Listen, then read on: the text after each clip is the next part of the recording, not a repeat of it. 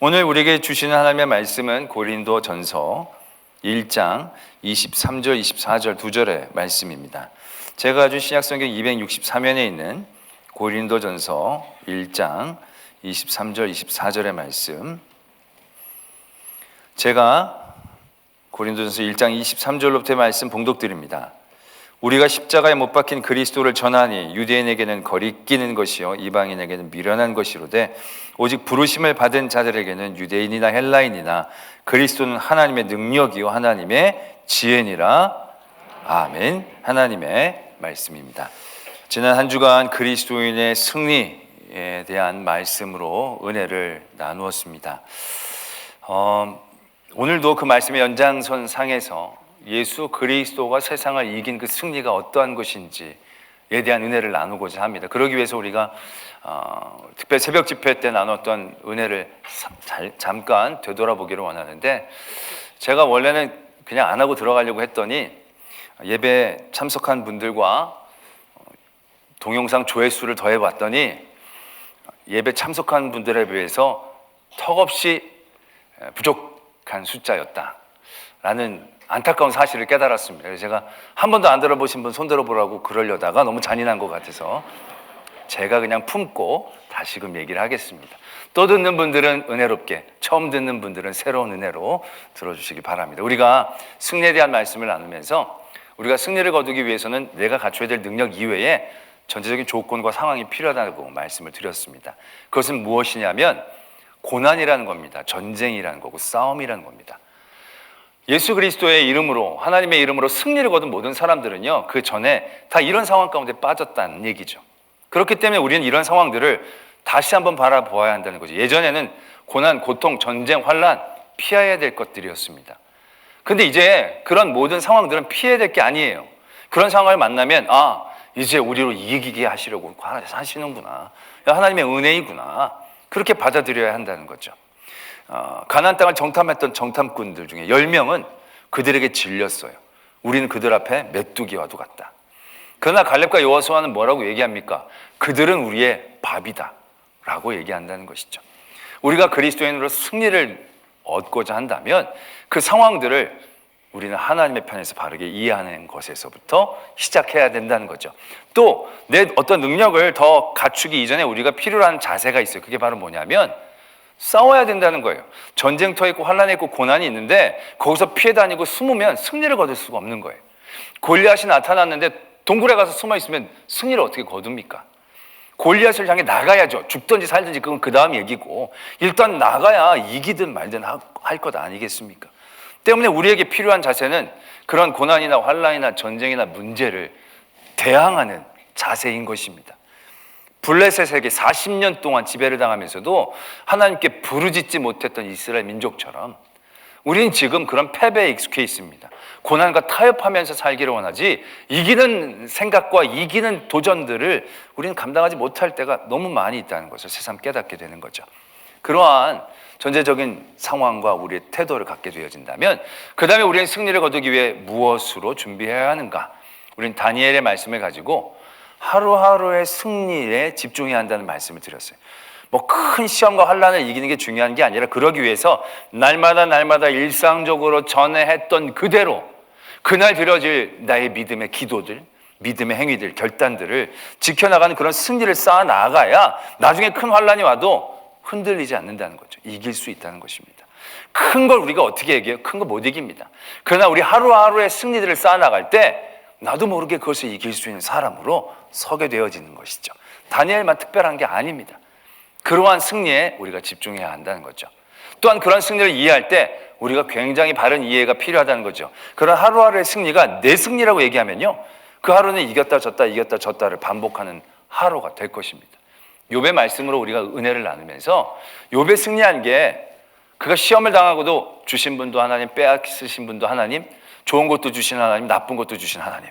그래서 입술로 범죄하지 않아서 우리는 욥이 승리했다고 하지만 그건 그냥 욥의 일회적인 승리일 뿐이에요. 그 뒤에는 또 욥도 하나님 앞에 불평하고 원망하기도 해요. 그 입술에 대한 고백이 승리라면 그건 패배예요. 그런데 욥의 승리는 그 입술로 고백한 승리 이전부터 승리였다는 거죠. 어떤 승리냐? 하나님이 욥을 인정해 주신 승리. 그 승리는 누구도 빼앗갈 수 없는 그런 승리다라고 말씀을 드렸어요. 나중에 욥이 하나님께 불평하고 원망하지만 하나님이 욥에게 너 패배자야, 넌 루저야 이렇게 얘기하는 게 아니라는 거예요. 넌 부족하구나, 내가 널 깨닫게 해주겠다, 그리고 내가 너에게 화가 나고 선포한 승리를 다시금 주겠다. 욥의 승리는 자신의 승리가 아니라 하나님이 그를 인쳐주신 승리인 거예요. 우리 하루하루의 승리가 그렇게 이해되어져야 한다는 거예요. 내가 오늘 예배를 드리고 내가 오늘 기도 생활 잘하는 게 아니에요. 오늘도 하나님이 내게 승리를 주셨다. 그런 승리의 확신이 쌓여지게 되면 우리는 세상을 이기는 사람이 되어지는 거죠. 그래서 우리가 주제의 말씀, 하나님께로 속한 자는 세상을 이기나니 세상을 이기는 승리는 우리의 믿음이다 라는 말씀을 마지막에 나눴죠.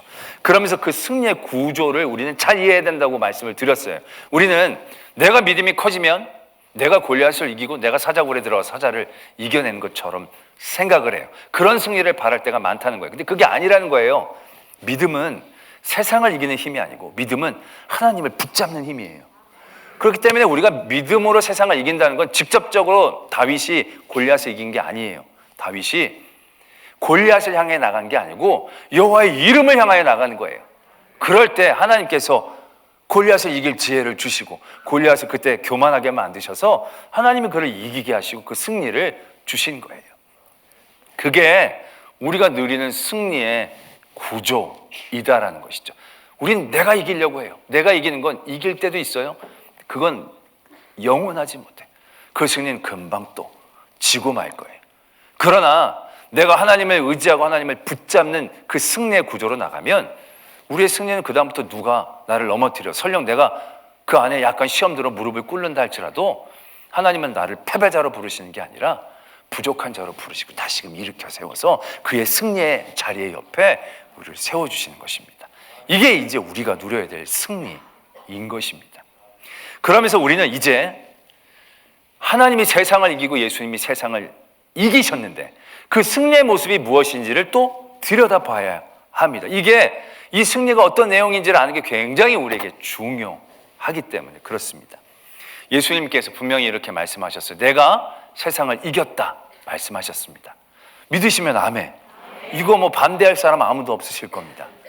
그렇다면 예수님이 세상을 이기셨다고 얘기하는데 그 이기신 모습이 어떤 모습이었습니까? 어떤 승리였습니까? 예수님이 군대를 조직해서 제국을 만들어서 세상을 다 정복하신 겁니까? 그런 승리 아니죠. 예수님이 세상의 모든 부하를 끌어모아서 제일 부자가 된 승리? 그런 승리 아닙니다. 그럼 뭐 모든 사람들에게 사랑받고 존경받는 그런 승리? 그런 승리 아니죠. 예수님 미워한 사람들도 있었으니까. 예수님이 세상을 이겼다라고 얘기하셨는데 그럼 어떻게 이긴 거냐? 그 이긴 모습은 무엇이냐? 우린 그걸 냉정하게 생각해 봐야 하는 거죠. 예수님의 승리는 뭡니까? 우리가 제일 먼저 떠오르는 승리는 부활 승리인 겁니다. 부활 승리. 근데 그 부활 승리는 엄밀히 말하면 예수님의 승리이기라기보다는 하나님이 예수님을 부활시키신 하나님의 승리에 가깝습니다. 그렇기 때문에 예수님이 온전히 내가 세상을 이겼다라고 얘기했을 때 그 승리의 가장 핵심적인 승리의 모습은 십자가입니다. 십자가. 십자가의 승리가 예수님이 보이셨던 세상을 이긴 승리의 결정체입니다. 근데 이 십자가라는 게 무엇입니까? 이게 형벌의 틀이거든요. 패배한 사람의 증거이거든요. 세상에서 이걸 거리끼 하는 거고 밀어낸다고 생각하는 거예요. 그런데 예수님이 지신 이 십자가는 왜 승리라고 우리가 여기고 있느냐라는 얘기죠. 우리는 이 부분에서 지는 게 이기는 거야. 졌기 때문에 이기신 거야. 찬양 가사에서도 져야만 승리하는 놀라운 신비 이렇게 얘기를 하지 않습니까? 예수님이 세상 사람들에게 졌기 때문에 그 진 것이 참는 거고 그래서 이기는 거야 라고 우리가 이해할 때도 있습니다. 전혀 틀린 이해는 아니지만 우리는 이 이해를 보다 정확히 해야 됩니다. 우리 예전부터 어르신들이 그런 얘기 많이 들었지 않습니까? 지는 게 이기는 거야. 그러니까 괜히 뭐 이기려고 해가지고 더 큰 문제를 일으키느니 내가 좀 참으면 더 많은 걸 누릴 수 있는 거야. 뭐 이런 식이죠. 그러니까 가정에서도 늘 부부끼리 막 다투면 늘 어르신들이 남편한테 네가 지는 게 이기는 거야. 아내한테도 지는 게 이기는 거야. 그럼 정말 지면은 그 가정이 더 화목해지고 아 이게 이기는 거구나 그런 느낌을 받을 때가 있죠. 그러면서 어른들이 이런 말씀도 하셨어요. 때린 놈은 다리를 오그리고 자고 맞은 놈은 다리를 피고 잔다고. 그럴 것 같아요. 근데 그럴 것 같다라고 생각하면서도 대입을 해보면 딱히 그렇지도 않은 것 같아요. 맞아본 경험들이 있는 분들은 아실 거예요. 다리 못 핍니다. 안 펴집니다. 불끈불끈 불뚝불뚝 일어납니다. 내가 그때 그냥 맞더라도 한 대 때려볼 걸. 나도 같이 욕해 줄 걸. 나도 한번 소리 질러 볼 걸. 그래가지고 억울해가지고 다리가 잘 안 펴져요. 나를 너무 그런 식으로 쳐다보지 마십시오. 때린 분들도 한번 생각해 보세요. 때린 분들이 다리 오므리고 잡니까? 아니요. 때린 놈들은 때린 줄 몰라요, 자기가. 그리고 다리 펴고 자요. 죄책감이 없어요. 예전에는 인성이 좋아서 때린 분들도 찔림이 받아서 오므리자고 인성이 맞는 옷을 편하게 뻗고 자는지 모르지만 요즘은 세상이 각박해져가지고요. 때린 사람들은 때린 걸 죄책감 느끼질 않고 잘했다고 얘기해요. 승리했다고 생각해요. 맞은 분들은 참아서 이겼다고 생각하는 게 아니라 억울해 죽어요. 그러니까 요즘 애들은 늘 그래요. 지는 건 지는 거고 이기는 건 이기는 거라고. 문 지는 게 이기는 게 어디 있냐고. 요즘은 지면요 호구로 알아요. 져주면 나중에 더 이용해 먹으려고 한다는 거예요. 그런 세상에 살면서 십자가의 승리는 지는 게 이기는 승리니까 여러분 다 지셔야 합니다. 이렇게 이해하면요 한두 번은 참아요. 근데 계속 어떻게 끝까지 참아내요. 욥이 그랬잖아요. 욥이 입술로 2장까지는 잘 고백을 했잖아요. 근데 친구들이 와서 위로한답시고 야 그래도 뭐 네가 좀 잘못을 저질렀으니까 이런 거 생기지 않았을까 한번 생각해 보라고. 근데 욥이 아니야 나 그런 적이 없어. 그럼 친구들 그러니까 넘어가면 되는데 그걸 못 넘어가는 거예요. 다들. 야 그럴 리가 있냐. 하나님이 의로우신데 괜히 너를 이렇게 벌 주시겠고 이게 안 좋은 일이 있겠냐. 난 정말 그런 일이 없다니까. 그러면서 막 서로가 막 언쟁을 가지고 싸운 거야. 한두 번은 욥이 참았지만 친구들이 막 그래가지고 죄인으로 몰아가니까 너무 열이 나는 거잖아요. 그래가지고 결국 욥이 하나님께 불평하고 원망하잖아요. 지는 게 이기는 게 우리들이 오래 참아내기 쉽지 않은 구조가 된다는 거예요. 예수님이 우리에게 주신 승리는요 지는 게 이기는 승리가 아니에요. 왜냐하면 예수님은요 십자가로 지는 게 아니에요. 왜냐? 예수님은 그들과 싸우신 게 아니기 때문에 그래요. 이기고 진다는 건요 한 가지의 같은 목적을 가지고 서로 빼앗고 빼앗기는 구조에서 생겨나요. 빼앗으면 이기는 거고 빼앗기면 지는 거예요. 같은 사각에 의해서 같은 룰을 가지고 싸우다가 많이 때리면 이기는 거고 많이 맞으면 지는 거예요. 경기를 해도 같은 축구를 하면 같이 발로 공을 차면서 같은 룰로 경기를 하면서 누가 많이 넣으면 이기는 거고 적게 넣으면 지는 거예요. 그게 이기고 지는 거예요. 그런데 예수님은요 그들과 같은 걸 놓고 싸운 게 아니라는 얘기예요. 진 게 아니라는 얘기예요. 세상은 예수님의 목숨을 빼앗으려고 했어요. 예수님은 목숨을 지키려고 하신 게 아니에요. 예수님이 목숨을 지키시려고 했고 세상은 목숨을 빼앗으려고 했는데 십자가에 못 박히셨다면 예수님이 지는 게 맞아요. 예수님은 살려고 싸운 싸움이 아니에요. 예수님은 하나님의 말씀에 순종하려고 싸운 싸움이에요. 그러니까 그들과 다른 싸움을 하는 거예요. 마치 그들은 농구를 하는데 예수님은 축구를 하고 계시는 거예요. 발로 차고 몰고 가는데 자기네들이 농구를 한다고 공을 손으로 들고 막 뛰는 거예요. 그리고 자기 방법대로 골을 넣은 다음에 자기네들이 이겼다고 얘기를 하는 거예요. 그럼 예수님이 진 겁니까? 골을 먹은 겁니까? 아니에요. 그들은 농구를 한 거고 예수님은 그냥 축구를 하는 거예요. 발로 차서 넣어야지 손으로 해서 넣는 거는 무효인 거예요. 그런 구조이다라는 것을 우리가 분명히 깨달아야 합니다. 예수님은 진 게 아니에요. 그들을 무시하신 것이지. 성경에서 진 것처럼 보이지만 이긴 성경의 사람들을 한번 우리가 찬찬히 보면 그러한 걸 동일하게 발견할 수 있어요. 우리가 요셉을 보면 요셉이 형들에게 팔렸죠. 그리고 다시 잘 살려고 했지만 억울하게 옥에 갇혔어요. 어떻게 보면 인생의 패배자처럼 보이는 과정이에요. 근데 우리가 그 요셉을 보면서 팔려갔다고 전내 얘기를 하지 않잖아요. 왜? 요셉이 안 팔려가려고 그러고 형들은 팔아버리려고 하는 싸움 가운데서 요셉이 팔려가면 진 거지만 요셉은 팔리지 않고 팔리고 거기에 상관이 없었어요. 그냥 하나님의 주신 꿈에 충실했을 뿐이에요. 보디발의 아내에게 억울함을 당해서 옥에 갇혔을 때 사람들이 보면 그 패배한 것처럼 보여요. 그런데 요셉이 자유인으로 살려고 정직한 사람으로 살려고 산 게 아니잖아요. 그렇게 살려고 했다면 어떻게 보면 패배한 것처럼 보이지만 요셉은 그걸 산 게 아니에요. 요셉은 하나님 앞에서 내가 어떻게 득죄를 하겠냐, 성도로서 살려고 했다는 거예요. 그렇기 때문에 그가 옥에 갇혀서도 우리가 아유 요셉이 졌네 라고 생각하지 않아요. 왜? 요셉은 여기 옥에 안 갇히는 싸움을 한 게 아니고 안 팔리는 싸움을 한 게 아니니까. 그는 팔렸어도, 그는 옥에 갇혔어도 여전히 패배한 건 아니라는 거죠. 우리가 그걸 그렇게 느끼고 있었다라는 얘기예요. 다윗이 사울과 얼마나 갈등 구조였습니까? 사울이 늘 다윗을 공격했고 다윗은 늘 도망쳐 다녔어요. 밑바닥까지 떨어졌어요. 그때 아마 사람들이 보면 다윗이 사울에게 졌다라고 얘기했을 거예요. 다윗은 사울에게 상대가 안 된다고 생각했을 거예요. 그러나 도망치는 다윗, 그렇게 미친 척까지 하면서 도망쳐야 하는 다윗을 보면서 아유 인생에 졌네, 패배자네, 우린 그렇게 아무도 생각하지 않잖아요. 왜요? 다윗은 사울을 이기려는 삶을 산 게 아니었잖아요. 사울을 이기는 싸움을 싸운 게 아니었어요. 사울에게 살아남아서 사울을 나중에 복수하고 이기려고 그렇게 도망친 삶이 아니었어요. 그랬다라고 한다면 다윗은 패배자일 겁니다. 그러나 다윗은 하나님 앞에 온전한 삶을 살기 위해 도망쳤어요. 사울과 부딪히지 않게 하나님 앞에 죄를 짓지 않고 하나님의 영광을 위해 살려고 애를 썼다는 얘기죠. 그렇기 때문에 그는 도망쳐 다녔지만 패배자가 아니었어요. 우리는 그렇게 생각을 하지 않는다라는 것입니다. 그것이 성도들이 세상을 이기는 예수 그리스도의 승리를 닮아갈 수 있는 모습이에요.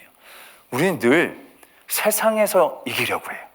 세상에서 이기려는 싸움은요, 절대 이길 수 없는 싸움을 싸우게 되는 겁니다. 아까 욥이 세상에서 내가 입으로 좋은 말을 고백하려고 살려고 애썼다? 그거 오래 못 가요. 계속적인 친구의 공격과 오해 가운데 욥도 참아내지 못하는 거예요. 또 그의 입술로 불평을 던질 수밖에 없는 거예요.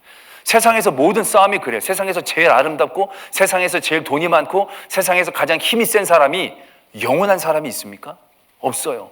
제가 요즘 TV에서 어떤 프로그램을 봤는데 야구였어요.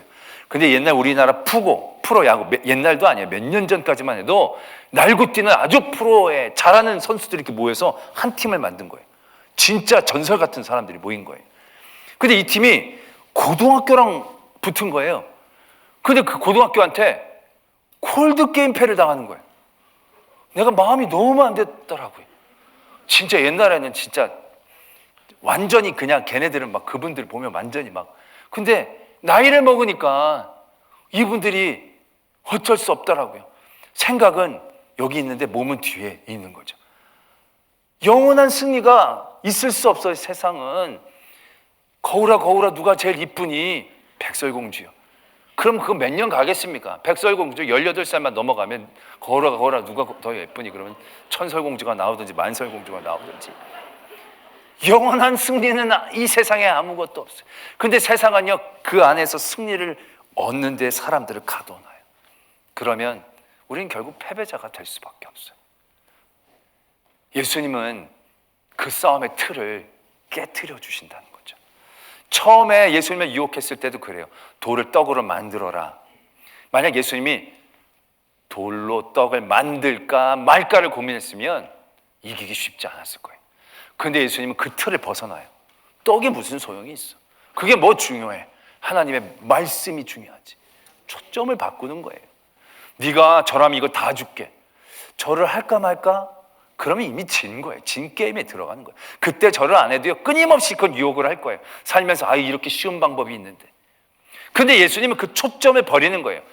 하나님만 섬겨야지. 뭐 이거 많이 얻고 안 얻고가 뭐가 중요하냐는 거죠. 너 뛰어내려라. 그럼 천사들이 바칠 거다. 뛰어내려 봐야 볼까 말까? 그럼 그건 지는 게임이에요. 뛰어내리고 자시고 중요한 게 아니라는 거예요. 왜 하나님을 시험하려고 드느냐라는 얘기죠. 싸움의 틀을 바꾸신다라는 얘기죠. 하나님이, 예수님이 세상을 이긴다는 건 세상에 들어가서 세상에서 제일 높은 자리에 있는 게 아니에요. 세상이 바라보고 세상이 이기려는 그 틀에서 벗어나는 거예요. 그들은 죽느냐 사느냐로 살아요. 그러나 예수님은 하나님께 순종하느냐 순종하지 못하느냐로 사는 거예요. 이들은 내가 많이 갖느냐 갖지 못하느냐로 살아요. 그러나 예수님은 하나님을 기쁘시게 하느냐 하지 못하느냐로 산다는 거예요. 여기에 너무 적절한 예화가 있어요. 뭐냐면 바보 이반이라는 톨스토이의 단편 소설이 어쩌고 막 해가지고 이반이 왕이 돼요. 바본데도 왕이 돼요. 형들도 이반 덕택에 왕이 다 돼요. 근데 예전부터 이반 가문을 너무 안 좋게 생각했던 늙은 악마가 있어요. 이 늙은 악마가 너무 속상해가지고 자기 새끼 악마들을 보냈는데 이반한테 다 져가지고 다 땅속에 처박혀서 죽어버렸어요. 늙은 악마가 직접 나서서 첫째 형은 군대를 좋아하는 형이에요. 군대로 무너뜨려요. 둘째 형은 돈을 좋아하는, 돈으로 성공한 사람인데 돈으로 무너뜨려요. 그리고 이제 이반을 찾아온 거예요. 그 이반을 무너뜨리려고 이반한테 얘기합니다. 왕이니까 왕이시여, 이 나라도 군대가 필요합니다. 군대가 있어야 지키고 다른 나라의 것도 가져올 수 있습니다. 그렇게 좋은 겁니까? 한번 그걸 만들어 보시라고. 그 늙은 악마가 국민들을 모았어요. 우리가 군대를 만듭시다. 군사가 됩시다. 그래서 우리나라도 지키고 다른 나라 것도 가져오고 합시다. 그때 이 국민들이 다 이반을 닮아가지고 다 바보만 남아가지고 이분들이 그러는 거예요. 우리가 충분한데 뭐하러 뺐냐고. 그 사람들이 와서 달라 그러면 주면 되지 왜 싸우냐고. 군대가 안 모이는 거예요. 이 악마가 너무 답답해가지고 이건 안 되겠다 싶어가지고 그 사이에 중략이 있어요. 그 다음에 넘어갔어요. 그래서 이웃 왕을 부추긴 거예요. 이 나라를 공격하자고. 돈은 없지만 이 나라 곡식이 많고 가축이 많다고. 그러냐고. 그래서 이 나라를 부추겨가지고 군대가 쳐들어온 거예요. 전쟁을 하고 각오라고 막 쳐들어왔더니 그 동네 사람들이 나와보고 구경을 하는 거예요. 싸울 생각을 안 하고. 그 병사들이 곡식을 내놔라 그랬더니 그래요? 가져가세요. 곡식을 주는 거예요. 이 소도 내놔. 필요하세요? 가져가세요. 막 이러는 거예요. 다음 동네 갔더니 또 이 사람들이 멀뚱멀뚱 쳐다봐서 곡식 내놔. 그때 곡식을 주는 거예요. 가축 내놔. 가축을 내놓는 거예요. 그러면서 이 사람들이 뭐라고 그러냐면 집에 그런 게 없어요? 우리 동네 와서 살아요. 풍족해요. 그 병사들이 싸울 의지가 꺾인 거예요. 다시 돌아갔어요. 도저히 못 싸우겠다고. 이 사람들이 싸울 생각을 안 하니까 이거 뭐 너무너무 이게 싸움이 안 된다고. 그때 악마가 다시 부추긴 거예요. 그게 다 불태워보라고. 그럼 열받아서 싸울 거라고. 그래서 막 명령을 시켰어요. 병사들은 너무 그 착한 동네를 쳐들어가기 싫었는데 명령이니까 또 가서 불을 막 질렀어요. 그럼 이 사람들이 이제 도끼를 품고 싸우겠지. 그랬더니 이 사람들이 국민들이 막 울면서 이러는 거예요. 아유 그냥 가져가지 뭐하러 태우냐고. 이걸 아깝게 왜 그러냐고 도대체. 그러면서 안타까워 우는 건지 슬퍼서 우는 건지 모르겠어요. 그래가지고 그 이웃나라 병사들이 양심의 가책을 받고 뿔뿔이 흩어져서 계획이 숲으로 돌아간 거예요. 늙은 악마가 너무 열받아가지고 이거 안 되겠다 싶어가지고 이번엔 돈으로 매수를 하는 거예요. 그 말을 잔뜩 가지고 그 나라에 갔어요. 그 나라 사람들을 모아놓고 내가 집을 지을 테니까 우리 집 짓는 거 도와주면 금화를 주겠다고. 집에 뭐든지 갖고 오면 내가 금화로 그걸 사주겠다고. 그 사람들이 처음에 봤더니 생전 못 보는 번쩍번쩍거리는 게 있으니까 너무 좋아하는 거예요. 그래가지고 집에 있는 걸 막 갖고 와가지고 금화를 바꾼 거예요. 이 사람들이 금화를 갖고 가서 집에서 보기에 예쁘니까 이걸로 이제 목걸이도 만들고 애들 장난감도 만들어주고 뭐 그래가지고 해봤더니 금화가 더 이상 뭐 그렇게 필요하지를 않는 거예요. 뗄 수도 없죠. 먹을 수도 없죠. 번쩍번쩍만 거리는 거니까 그다음부터 이 사람들이 흥미를 잃은 거예요. 그러면서 악마한테 가지를 않아요. 그래도 결국 악마가 먹을 게 떨어지기 시작하는 거예요. 안 되겠다 싶어가지고 이웃에 있는 집에 가가지고 금화를 가지고 닭 한 마리만 나한테 팔라고. 그랬더니 뭘로 살려고 그러냐고. 이 금화로 닭 한 마리를 산다고. 이거 다른 데 가면 이게 닭 100마리도 산다고. 그럼 거기 가서 사라고. 요건 제가 좀 각색했어요. 네. 이런 식으로 얘기한 거예요. 그러면서 우리 금화 필요 없다. 다른 거 갖고 오라고. 이거랑 바꿀 수 있는 물물 교환할 수 있는 다른 필요한 것 좀 갖고 오라고. 금화는 우리 필요 없다고. 이거 지천으로 깔려가지고 애들 장난감으로 쓰는데 이거 뭐하러 갔냐고. 너무 이 악마가 답답한 거예요. 그러더니 사람들이 그럼 국어를 하면 주겠다고. 악마가 자존심 있지 국어를 어떻게 합니까? 그래가지고 집에 가서 끙끙 앓는 거예요. 그 사람들이 착하니까 걱정해 주는 거예요. 저 사람 저러다 죽겠다. 그래서 하루에 한 집씩 돌아가면서 밥을 대접하기 시작한 거예요. 그러다가 이제 이반 왕집에 대접할 차례가 온 거예요. 근데 이반의 여동생이 있는데 이 여동생이 고집이 있어요. 한 고집이 있어요. 어떤 고집이 있냐면 손에 굳은 살이 없으면 식탁에서 못 먹게 하는 거예요. 먹고 남은 음식을 먹게 하는 거예요. 그래서 이 악마가 왔는데 악마는 늘 말로만 하잖아요. 그러니까 손이 부들부들한 거예요. 그러니까 이 여동생이 끌고 바깥으로 내미는 거예요. 그 남는 음식을 주는 거예요. 너무너무 이제 악마가 자존심이 상하고 화가 나서 이 나라는 너무너무 멍청하다고. 왜 손으로만 일을 하냐고. 머리로 써서 일을 해야지. 그랬더니 이반이 머리를 써서 일하는 방법이 있냐고 좀 가르쳐 달라고. 그래서 이 악마가 너무 신나가지고 막내에 올라가가지고 사람들 뭐 막 얘기를 하는 거예요. 근데 얘기를 듣다 보니까 머리를 써서 일하는 게 아니라 머리를 써서 일하지 않고 사는 방법에 대해서 막 얘기를 하는 거예요. 그랬더니 이 마을 사람들이 흥미를 잃은 거예요. 뿔뿔이 흩어지는 거예요. 그래도 악마는 막 날이 새고 그 다음날까지 열심히 막 그걸 가르치는데 배가 고프잖아요. 잘 먹지 못하고 가르치다 보니까 비틀비틀거리다 막내에다 머리를 딱 부딪혔어요. 그랬더니 사람들이 드디어 머리로 일하는 방법을 얘기해 주려나 보다. 다 모인 거예요. 그래가지고 사람들이 들려고 했더니 악마가 너무 지쳐가지고 그만 망대에서 떨어져고 계단에 쿵쿵쿵쿵 머리를 받고 떨어졌더니 이반왕이 머리를 써서 일하는 게 쉽지 않다. 결국 이 악마가 너무 뒤집혀가지고 속이 결국 땅속에 처박혀가지고 죽었다라는 얘기예요. 처음 듣는 것처럼 왜 이러세요? 이 유명한. 저는 톨스토이가 참 신앙적인 해안이 깊다는 생각을 합니다. 바로 그겁니다. 성도는요, 바보 입안의 국민들 같이 사는 거예요. 세상 사람들이 보면 미련해 보이고 거리껴 보이는 거예요. 저렇게 해서 답답해서. 그런데 진정한 승리는 거기에 있어요. 돈으로 흥한 자 돈으로 망해요. 힘으로 흥한 자 힘으로 망해요. 왜? 그 구조엔 영원한 승자가 없거든요.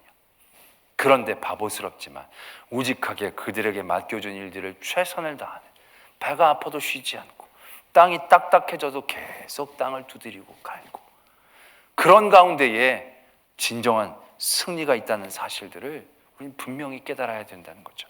사도 바울이 아테네가에서 전도를 합니다. 아테네는 모든 철학의 사상들이 모여있는 곳이었어요.